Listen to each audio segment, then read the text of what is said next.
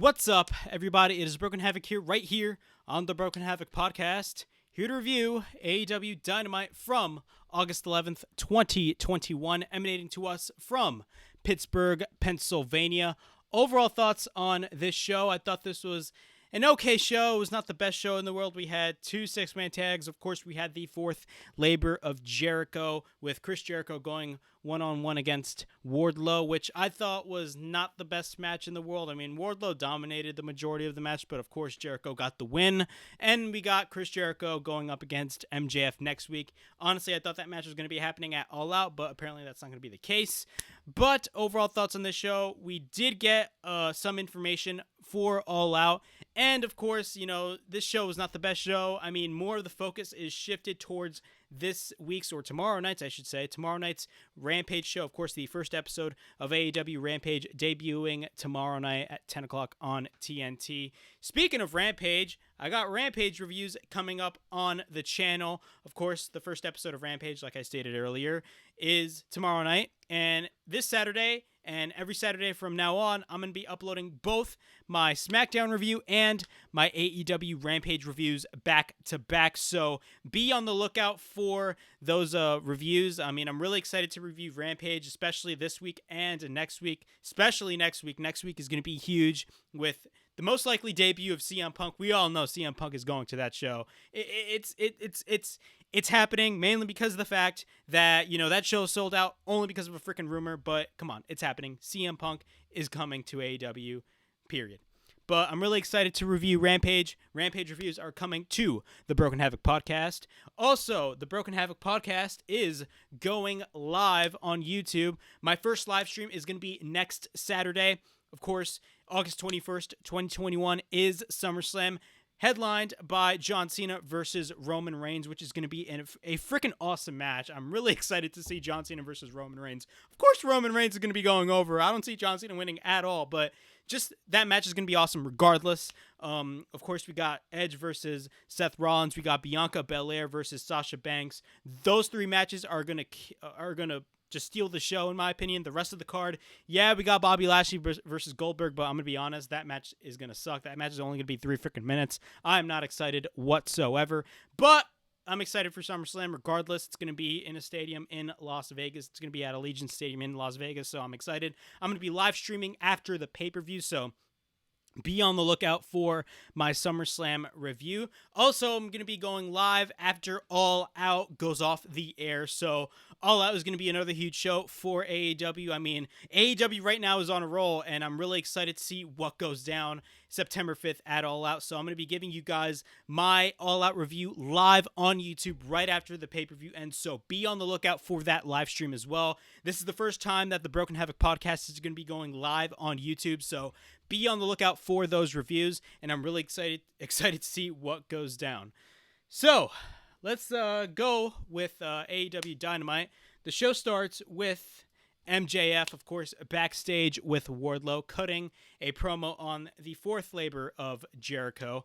Well, of course, he's explaining everything that's going to go down in this match, basically putting over Wardlow in a way, but at the end of the promo, he was like, yeah, you better win just like you did in that steel cage match against Cody Rhodes. Of course, they had that steel cage match last year on that Atlanta episode of Dynamite, which was one of those things where it was one of those matches where Cody had to go through in order to get the match with MJF. So Chris Jericho was going through basically the same thing with the labors of Jericho. And after Wardlow heard that, he basically was given an apple and he crushed that freaking apple.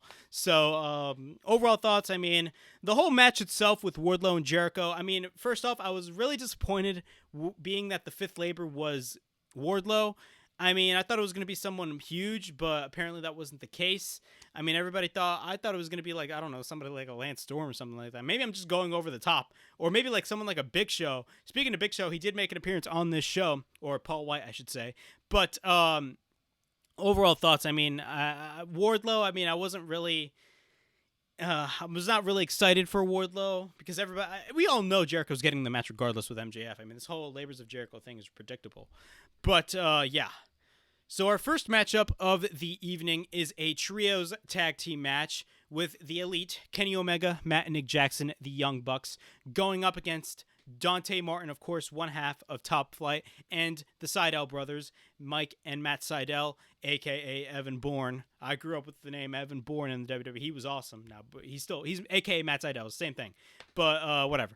Of course, Don Callis is on commentary. Overall thoughts on this match. This match was a really, really hot opener to Dynamite, in my opinion. The crowd went ape shit for this match, especially Dante Martin. Dante Martin was the MVP of this match, in my opinion, considering the fact that this whole match was a spot fest. I'm going to be 100% honest. This whole match was a freaking spot fest, especially near the middle to the end. But, I mean, Dante Martin looked like $1,000,000 in this match. He looked amazing. He was awesome.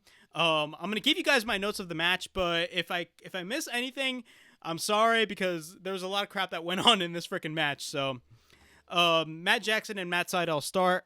Both lock up. We get a takedown by Matt Sydal, a slam by Matt Jackson. Matt Sydal escapes another slam.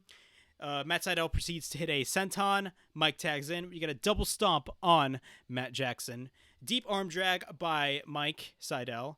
Then works on the shoulder of Matt Jackson. We get a roll up by Sydal. We get a near fall. After that, Dante Martin tags in, and then Nick Jackson tags in. Headlock by Nick Jackson. We get a drop kick by Dante. We get a double Insiguri after that. Then we get a baseball slide.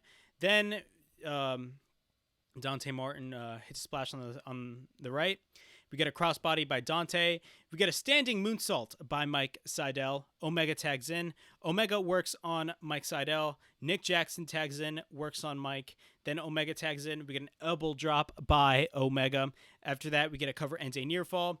He takes Mike to the top turnbuckle. We get repeated stomps by Matt Jackson. Omega works on Sydal. Then Matt Sydal tags in. We get a double submission attempt by the Sydal brothers on Matt Jackson. Then we get a Snapdragon suplex by Omega.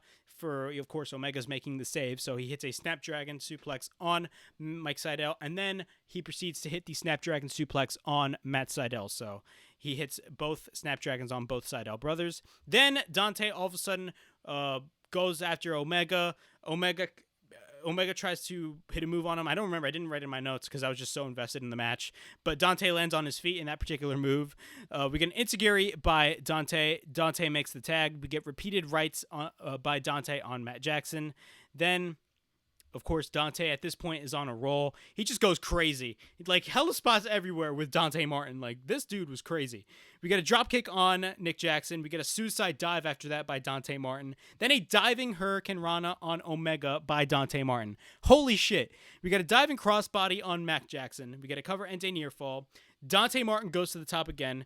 Then after that, the Young Bucks, Kenny Omega, everybody, the Sydal brothers, everybody is just going in, and there's just a whole freaking spot fest. Super kicks, everything is just going on. A whole spot fest is going on by this point. After that, Omega with a Yushigoroshi on Dante Martin. My bad, I spelt that wrong. V-trigger. Then Omega hits the V-trigger. After that, Dante counters the one-winged angel. Then Dante gets caught by a V-trigger. After that, Dante proceeds to apply a roll-up. We get a near fall. Then Dante applies a backslide. Omega rolls through. Omega hits the V-trigger after that. Then we get a super kick party on the Sydal brothers. Then Kenny Omega hits the one-winged angel on Dante Martin. We get a cover. No. After the one-winged angel, I forgot to mention this. We get a BTE V-trigger. So we got those two moves together by the Elite on Dante Martin. We get a cover, and the Elite win the match. Overall thoughts on this match. This match was freaking crazy. If I messed up my notes and I kind of slipped up a little bit, I apologize, because this whole match, again, I stated this like twice already or 3 times already. This whole match was a spot fest. And I'm not saying that because everybody else is saying that. I'm saying that because that is true. This match was a freaking spot fest. A lot of moves going on, especially Dante Martin. Dante Martin, of course, was the MVP in this match. I mean, the moves that he was doing, man, I'm like, bruh, this guy is insane. I mean, you're talking about a guy in his prime. Dude, Dante Martin is legit going to be a star one day, bro. I guarantee you that. It's going to be awesome to see. Of course, his brother Darius Martin is out injured, so Dante Martin is on a singles run for now, but once his brother comes back, Top Flight is going to be back on the tag team ranks. So I'm really excited to see Top Flight in action in the near future. So after that, Tony Schiavone interviews the Elite. And then Christian Cage apparently interrupts after that. Well, not apparently. He actually does interrupt. Then Don Callis calls Cage a Stanford stooge. Callis says that there's 10 of them and 1 of him. The Jurassic Express come out, and then we go to commercial break. Once we're back from commercial break, Callis talks about the match at All Out September 5th. So we got Christian Cage versus Kenny Omega at All Out September 5th on pay-per-view. What are my thoughts on this decision? I'm not really invested with that decision, in my opinion.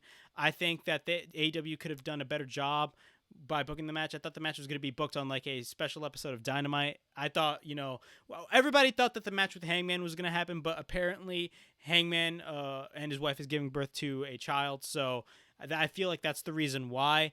Not only that, I mean, there's a lot of stuff going on, of course, with the signings of CM Punk and Bryan Danielson that, of course, I mean, those guys, I guarantee you, those guys are already signed. So that's probably interfering with the plans that they have when it comes to Hangman Page. But Hangman Page, regardless, is the one to take the title off of Omega. So once he comes back, he's definitely going to be taking the title off of Omega. A lot of people are saying he's probably going to be taking the title off of Omega at the Arthur Ashe Stadium show, which I would not mind. I mean, of course, it would be much smarter if you put the match on pay-per-view.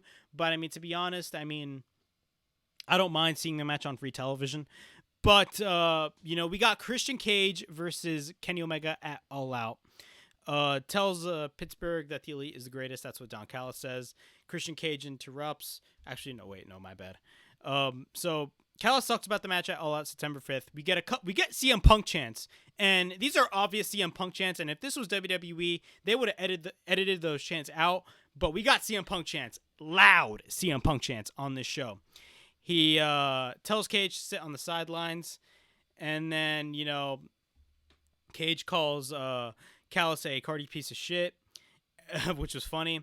And then Cage says that Omega has won more than one championship. So what they're doing here is not only Christian Cage is going to be wrestling Kenny Omega at All Out, but also we're going to be getting Christian Cage versus Kenny Omega tomorrow night on Rampage for the Impact World Championship. What are my thoughts on this booking decision, in my opinion? A lot of people were against it on social media, but I, for one, have a soft spot for this, mainly because of the fact that I feel like it makes sense in a way, because of the fact that, when it comes to Christian Cage, I feel they didn't put the Impact title on the line for no reason. The main reason I feel like they put the Impact title on the line for Rampage, and the challenger is Christian Cage, is because of the fact that Christian Cage has a history on Impact. Impact used to be TNA. Dude, he was a 2-time NWA World Champion in TNA. Now, granted, that is not the Impact World Title, but at the time, the NWA World Title was TNA's main title, and he was a main eventer there for a while, and he had a decent run for himself. A lot of people say, and I won't disagree with them, Christian Cage had a much better run in TNA than his first run in the WWE. Eventually, when he came back to the WWE, he did win the world title, but I mean, let's be honest, the world title was a secondary world title. He didn't win the WWE title. But I mean, this decision when it comes to Kenny Omega versus Christian Cage, I do not mind, because then it opens up this whole Forbidden Door storyline even further. And who knows, if Christian Cage does beat Kenny Omega for the Impact World Title, you can take Christian Cage to Impact, and then you can bring more people to watch Impact. So that is my assumption. I am not against Cage taking the Impact title off of Omega because of the fact that it is the Impact World Title. It's not the AEW World Title. But at the same time, you're creating a scenario that Omega is losing, and you don't want to have that. Who knows what can happen? I mean, I'm not against Christian Cage winning the Impact World Title, because I would love to see Christian Cage on Impact again. Granted, I haven't been watching Impact for the past couple months, but there's a lot of stuff going on with Impact. Of course, at Slammiversary, we had Kenny Omega going up against Sami Callihan, and we had Switchblade Jay White coming out of nowhere, and we got this whole Bullet Club Civil War going on the Impact side of things. So who knows what's going to happen? But with this whole thing with Christian Cage versus Kenny Omega for the Impact World Championship, I actually do not mind the decision at all. I don't think that match is final for All Out. I don't think we're going to be getting Christian Cage versus Kenny Omega at All Out, because that show is going to be just too big, and the spotlight is going to be put on both CM Punk and, if Daniel Bryan's going to be at the show, Daniel Bryan. So, I mean, Kenny Omega versus Christian Cage at All Out, I don't think that's going to be the match. I feel like they're going to bring somebody bigger. But you got to look at it from the other side. I mean, if they're bringing CM Punk, the first guy that CM Punk is going to be feuding with is most likely going to be Darby Allin, because Darby Allin teased it 2 weeks ago on Dynamite. So, yeah, that's that. Those are my thoughts on Christian Cage versus Kenny Omega at All Out. So I'm not against the idea of the Impact World Title being on the line, because it furthers the whole Forbidden Door storyline, in my opinion. I mean, I heard that Kazarian made his return to Impact, so I mean, that's huge. Kazarian is a TNA original.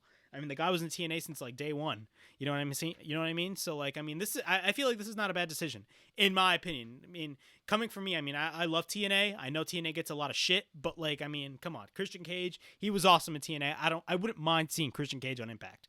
That's just my opinion. But also, we got another announcement that the Jurassic Express will be going one-on-one against the Young Bucks next week on Dynamite, which I will say I'm really excited to see. Do I think the Young Bucks will lose the tag titles? I do not think so. I have that assumption that Proud and Powerful will be the ones to take the belts off the Young Bucks, and it's not going to be at All Out. I feel like that is going to be happening at the Arthur Ashe Stadium show, because New York is Proud and Powerful, a.k.a. Santana and Ortiz's hometown. So, I mean, that's my assumption. But, I think it's going to be an awesome match to see. I mean, I would expect that match that was booked for next week's Dynamite would happen at All Out as well. But apparently that's not the case. They got bigger plans, possibly for the Young Bucks at All Out. So that's that. We got a video package of Malachi Black. He says he said he was going to be quick and short and violent. Says he is lonely because he chooses solitude. Says Cody has 1 foot on the grave and he calls himself God. So I feel like AEW has a lot of big plans for Malachi Black. I mean, Malachi Black, again, I've repeated this so many freaking times, and if I repeated it a lot, I apologize, but he freaking annihilated Cody Rhodes, okay? Like, he killed Cody Rhodes last week on Dynamite. That was crazy. I mean, it was shocking. I mean, it goes to show you that, again, Cody Rhodes puts over talent. He's not the type of booker to put himself in title situations. He's not Jeff Jarrett, starting up his own company with his father and constantly winning the NWA World Title, or Triple H, winning the World Title in the Reign of Terror all those times and burying all this talent. So yeah, we get a video package with the TNT champion Miro. Of course, he's going to be facing Fuego del Sol, I believe, tomorrow night on Rampage. So one of my thoughts, Miro's going over regardless. I don't see Miro losing that title anytime soon. We got Daniel Garcia versus Darby Allin. This was not a bad match. It was a short match in my opinion, but like it was not a bad match at all. The match starts, both lock up. We get a shoulder tackle by Darby. We get a cover and a near fall. Side headlock by Darby.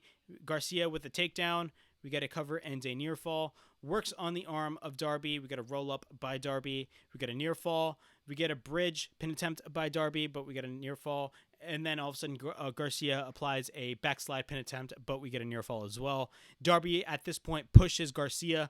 Garcia targets the nose of Darby. He throws Darby into the corner. Once we're back from commercial break, Garcia works on Darby. We get a chop in the corner by Garcia. Garcia misses a senton and lands on the top turnbuckle. Darby goes to the top. All of a sudden, he gets distracted by 2.0, a.k.a. Everrise. After that, Garcia applies a hammerlock. Then we get a cover and a near fall, or he hits a hammerlock, I should say. Garcia continues to work on Darby after that. Darby's foot was on the bottom rope at this point. So we get a back chop by Garcia. Darby stares at Garcia after that. Slaps and chops on Garcia, my bad.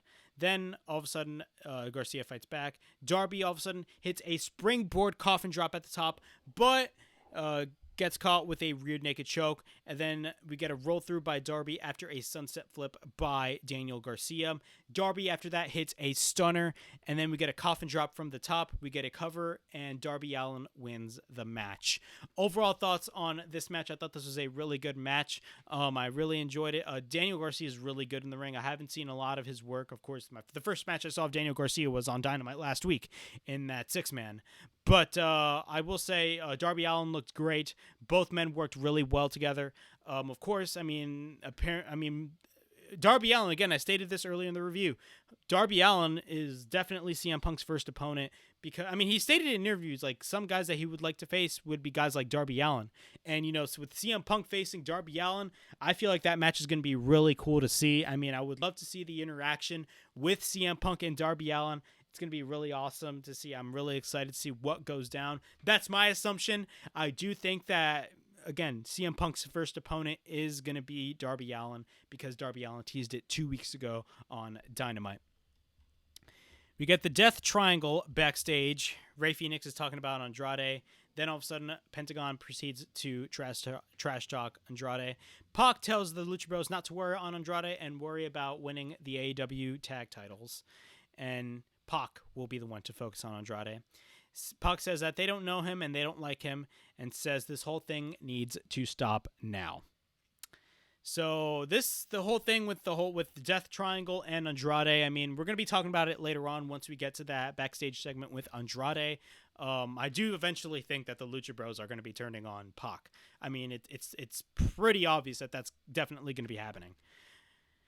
We got a trios tag team match. We got Wheeler Yuta, Chuck Taylor, and Orange Cassidy versus Matt Hardy and Isaiah Cassidy and Mark Quinn of Private Party.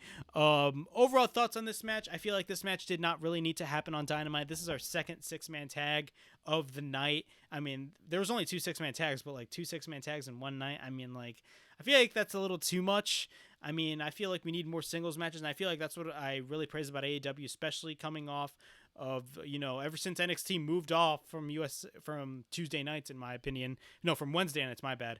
I feel like AEW has kind of dimmed down a little bit with the tag team matches, because it's nothing wrong with tag team matches, because tag team matches are really important. And the tag team division is the best tag team division, and AEW has the best tag team division, but I feel like too many tag team matches for the card. I feel like that's a little overkill.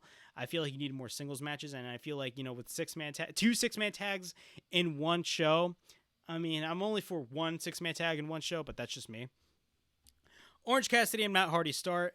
Cassidy tries to put his hands in his pockets, but Hardy goes for the delete slices. Delete, of course. A little nod to Broken Matt Hardy, or Woken Matt Hardy, whatever you want to call him. I will call him Broken Matt Hardy because Broken Matt Hardy was where he got a start in TNA back in 2016.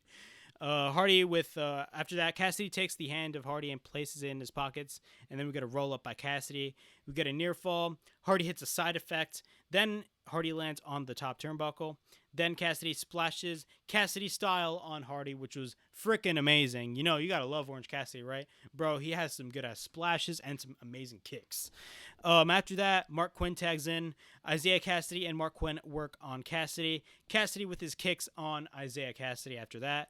Then Wheeler Yuta tags in. We get a suplex by Yuta. Then a swinging or tornado DDT. So in Dynamite, they call it a swinging DDT, but in WWE, they call it a tornado DDT. I'm just going to call it a tornado DDT by Cassidy on Yuta. We get a cover by Cassidy and a near fall. Isaiah Cassidy works on Yuta during the break. Then Yuta hits an elbow. We get a double drop kick by Yuta on Private Party. Hardy is distracting the referee at this point. The Bunny comes in and argues with Chris Statlander. And all of a sudden, Nyla Rose out of nowhere attacks Chris Statlander. Jack Evans attacks Cassidy. Chuck Taylor with a somersault works on Private Party. Then we get a spinning Liger Bomb by Isaiah Cassidy. Cassidy with a DDT on Matt Hardy. We got a suicide dive by Cassidy on Matt Hardy. Then we get a clothesline in the corner on Mark Quinn. Splash by Yuta from the top on Mark Quinn. Then we get elbow strikes by Mark Quinn. Yuta applies a waistlock. We get a blind tag by Isaiah Cassidy. We got a German suplex after that by Yuta on Mark Quinn. After that, we get a splash by Cassidy, who is the legal man. Then after that, we get a cover and a near fall. Takes Yuta to the top. Matt Hardy takes out Chuck Taylor. Then we get, of course, Private Party hits the gin and juice. After that, we get an orange punch by Orange Cassidy. Hardy tags in. Hardy comes in and hits the Twist of Fate on Wheeler Yuta, and Private Party and Matt Hardy win the match. What are my thoughts on this match? Again, this match did not need to happen whatsoever. I feel like, I'm not really invested in the whole Matt Hardy, the Hardy family office, in my opinion. It was awesome to see Woke and Matt Hardy come into AEW last year, but, at least one thing I will say about Matt Hardy is that Matt Hardy constantly reinvents himself, just like Chris Jericho, to keep himself relevant, which is good. This whole thing with the Hardy family office, I feel like it's just guys just thrown together in a freaking faction. Just like the Factory. The Factory, I guarantee you nobody cares about the Factory. I do not care about the Factory whatsoever. That's just my opinion. We get a backstage interview with Andrade El Idolo, with Chavo Guerrero, of course. Says that Pac is ungrateful, and Chavo says that all Andrade showed him was respect. And Andrade says that Pac needs to be careful for what he wishes for. And then, all of a sudden, they announce Pac will be going one-on-one against Andrade at All Out. What are my thoughts on this announcement? I'm really excited. Both guys are tremendous athletes, tremendous wrestlers. They're going to work a damn good freaking match in Chicago, September 5th at All Out. I'm really excited to see what goes down. And I assume this is the match where the Lucha Bros are eventually, they're going to be turning on Pac and eventually align themselves with Andrade El Idolo. And we got a new faction when it comes to the Lucha Bros. I'm really excited to see what goes down in this match. I'm just excited for the match itself. I definitely have that belief that the Lucha Bros are going to turn on Pac. But, I'm really excited about the match as well. The match itself is going to be freaking awesome, in my opinion. I'm really excited to see what goes down. We got a video package of Santana and Ortiz and FTR, of course, talking about, how the feud is not over and all that stuff.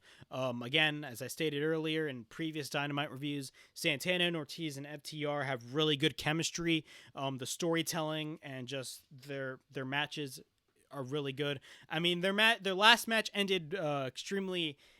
Their last match ended early because of the Wheeler that Cash Wheeler unfortunately suffered, which was a gruesome injury, by the way. If you guys haven't checked it out, I would urge you guys to check it out, but it's a really nasty injury, and wrestling, has some really bad injuries.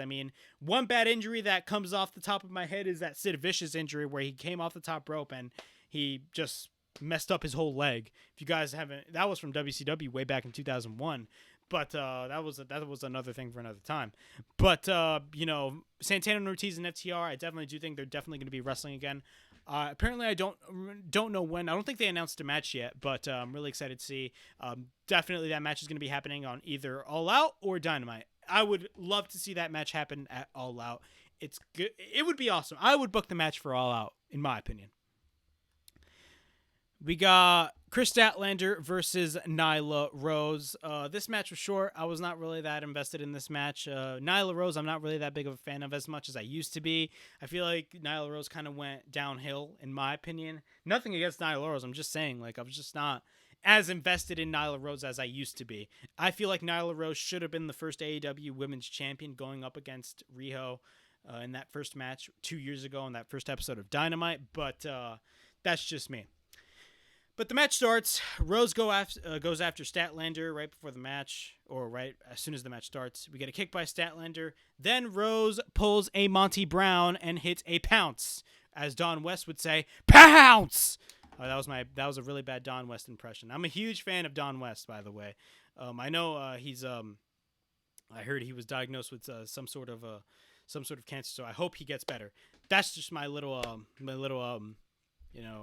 a little nod to Don West right there. Hopefully Don West gets better. I don't know, just Don West came out of nowhere, because I just think of, every time when, Don West, when, I hear pounce, I just think of Don West just saying pounce, screaming pounce on commentary. Don West is one of my favorites, in my opinion. He's awesome. He's freaking awesome. Right hands by Statlander. We get a German suplex by Rose.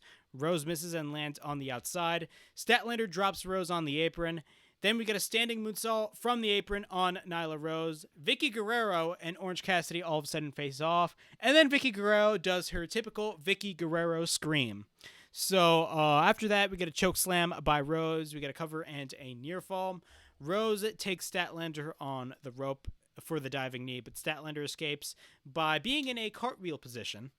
Then Rose takes out Statlander, works on Statlander into the corner. Then Statlander power bombs Nyla Rose. Then goes up the top rope. Chris Statlander hits the 450 splash and wins the match.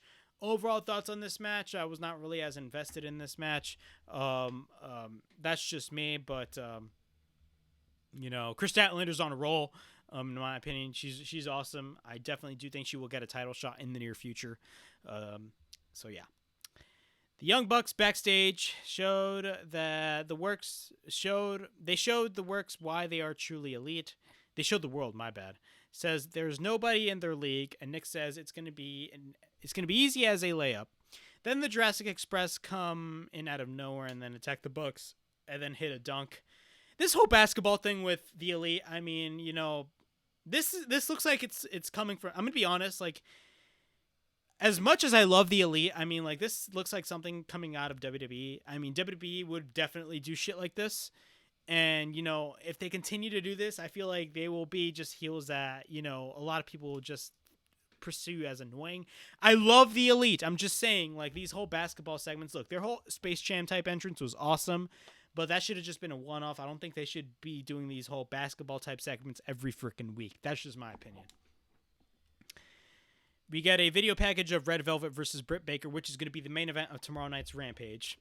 And then we got Tony Schiavone interviewing Dr. Britt Baker, the AEW Women's World Champion. Dr. Britt Baker, DMD. She is freaking over in her hometown of Pittsburgh. I will say that. The crowd is on fire with all of those Dr. Britt Baker DMD towels.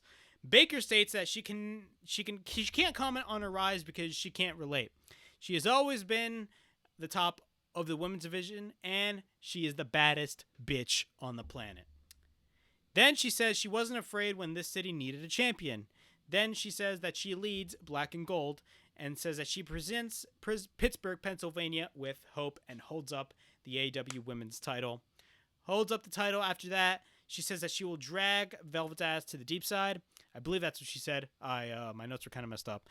Says that they will be the main event of Rampage and says that she's still AEW Women's World Champion, Dr. Britt Baker, DMD. Velvet comes out of nowhere, and then both proceed to brawl. After that segment ends, what are my thoughts on this segment? It was not a bad match. It was not a bad match. It was not a bad segment. I really enjoyed the segment. Britt Baker is extremely over. I mean, it's been proven that Britt Baker is a star in the making. She is a draw. I will say that right now. Britt Baker is a star, and she is a draw. She will carry the freaking women's division for the next 5 years. Britt Baker is amazing. But yeah.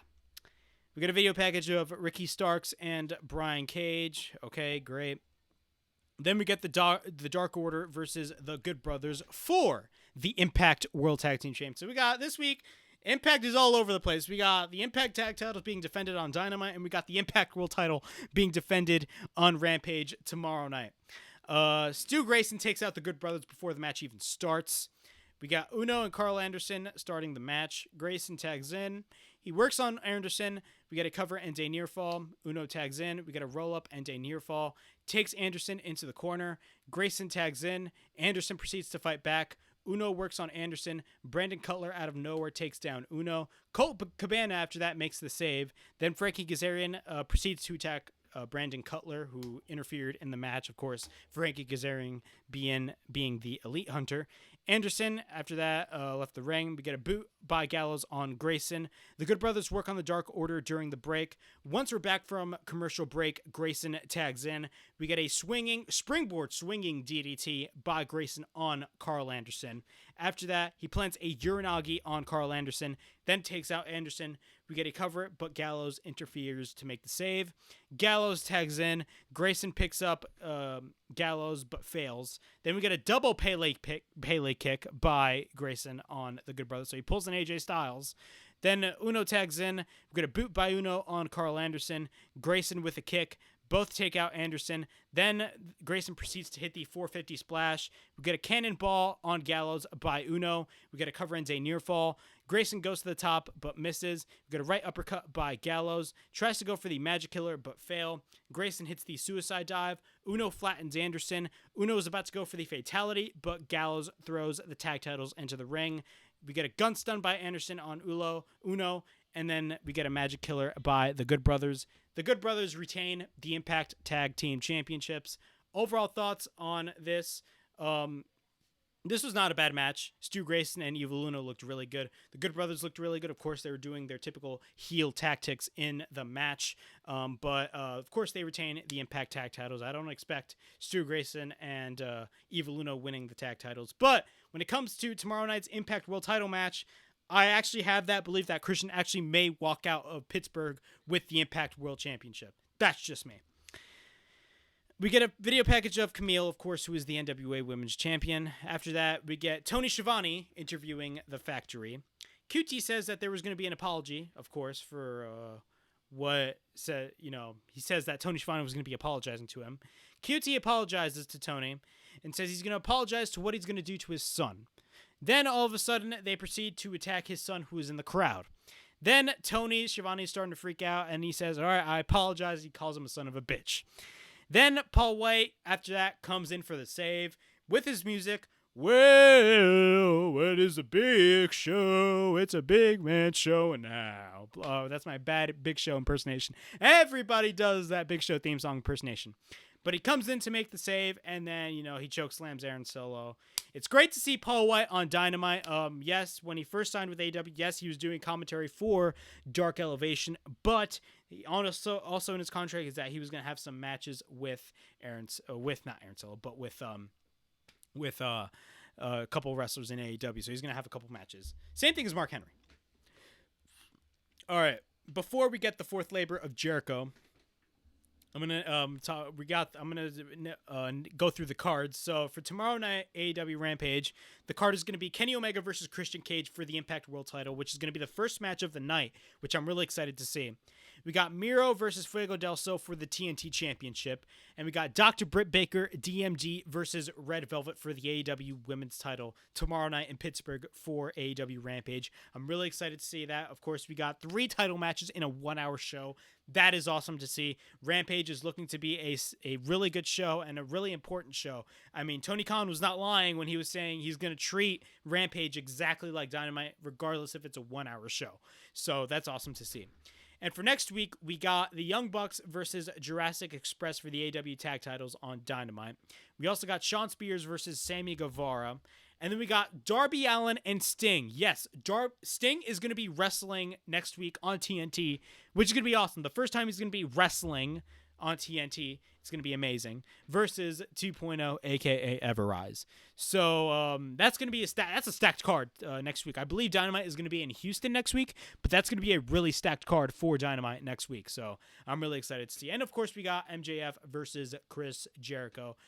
Of course, I mean, that's a little bit of a spoiler, but hey, it is what it is. All right, we got Wardlow versus Chris Jericho in the fourth labor. Of course, MJF is standing in the corner of Wardlow. But I was kind of disappointed. A lot of people were saying that Kurt Angle was going to come in and be in Jericho's corner. I was kind of disappointed that we didn't get no Kurt Angle. A lot of people were saying, Kurt Angle should come in and all that stuff. I definitely agree. But, I mean, I was kind of disappointed with Wardlow being the fourth labor, in my opinion. I thought it was going to be someone bigger. But the match starts. Jericho goes after Wardlow.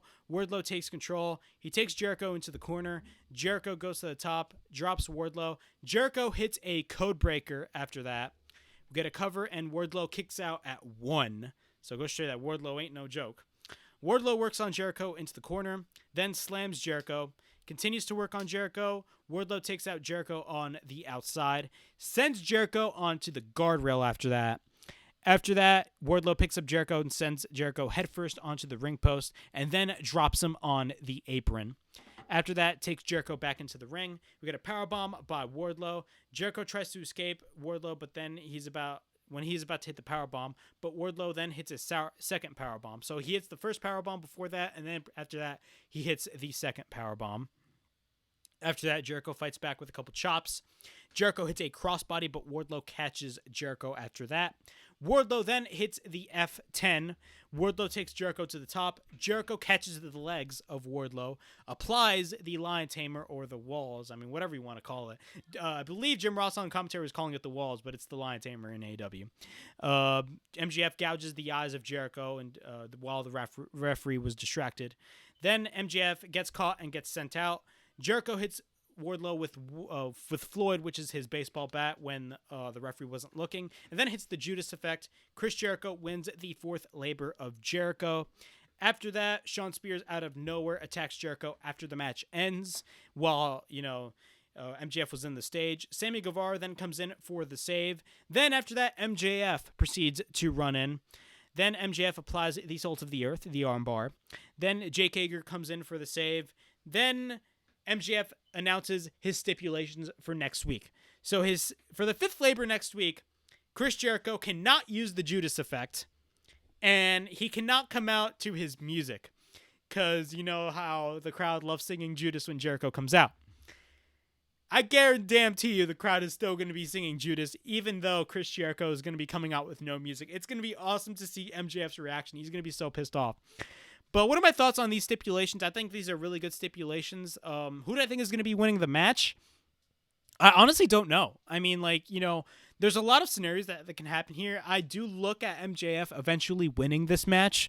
But, who knows what can happen? You could probably have Jericho go over. But, who knows what can happen? I think it's going to be a really awesome match for next week on Dynamite. And Jericho's not going to use the Judas Effect, so I do believe he's probably going to maybe hit a freaking Lion Salt or something, or possibly make MJF tap out. Who knows what is going to happen in that match for next week? But that is my thoughts on the fifth labor. Another thing is that I actually wanted this match to be at All Out, but they're giving this match on Dynamite, so I have the assumption that All Out is going to be a stacked card, because they're giving away all these matches on Dynamite and Rampage. So I assume that All Out, they got some big plans for All Out. That's what I assume. We already have eventually Christian Cage versus Kenny Omega at All Out, which I don't think is going to be happening because of the match that's happening tomorrow night. And not only that, we also got Pac versus Andrade, which is an awesome match to see. So yeah. Those are my thoughts on AEW Dynamite. Overall thoughts on this show. I thought this was a pretty okay show. It's not the best show in the world. Honestly, more focus is shifted towards tomorrow night's AEW Rampage, which debuts at 10 on TNT, which I'm really excited to see. It's going to be really awesome. We got a stacked card tomorrow night. SmackDown's going to be pretty much an okay show, great show. But, the focus is going to be on Rampage tomorrow night. And next week, it's going to be even bigger with the Chicago show at the United Center for Rampage. So, more focus on Rampage and less focus on Dynamite, I feel like AEW is doing. But, next week's Dynamite is going to be extremely stacked, because we got Sting wrestling next week on TNT. So, it's going to be awesome to see.